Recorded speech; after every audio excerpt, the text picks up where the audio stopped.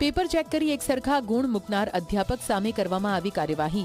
હેમચંદ્રાચાર્ય ઉત્તર ગુજરાત યુનિવર્સિટીએ એક્શન લીધું। MS સેમેસ્ટર 3ના સોશિયોલોજી વિષયનું પેપર હતું, જેમાં 200 જેટલી ઉત્તરવહીમાં એક સરખા ગુણ મૂકવામાં આવ્યા હતા, જેને લઈને તપાસ હાથ ધરવામાં આવી, જે બાદ ગુણ ચકાસણી કરનાર અધ્યાપક સામે કાર્યવાહીના આદેશ અપાયા।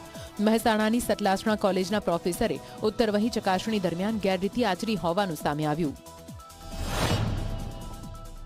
પુનઃમૂલ્યાંકનની અંદર 200માંથી લગભગ 138 જેટલા વિદ્યાર્થીઓને 9થી વધારે ગુણનો ફેરફાર આવતા સમગ્ર હકીકત બોર્ડ ઓફ ડીન તથા બોર્ડ ઓફ મેનેજમેન્ટની અંદર મૂકવામાં આવેલ।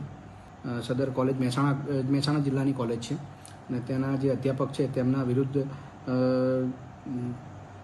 શિક્ષાત્મક કાર્યવાહી કરવા માટે જે તે સંસ્થા તથા કોલેજને યુનિવર્સિટી દ્વારા જણાવેલ છે।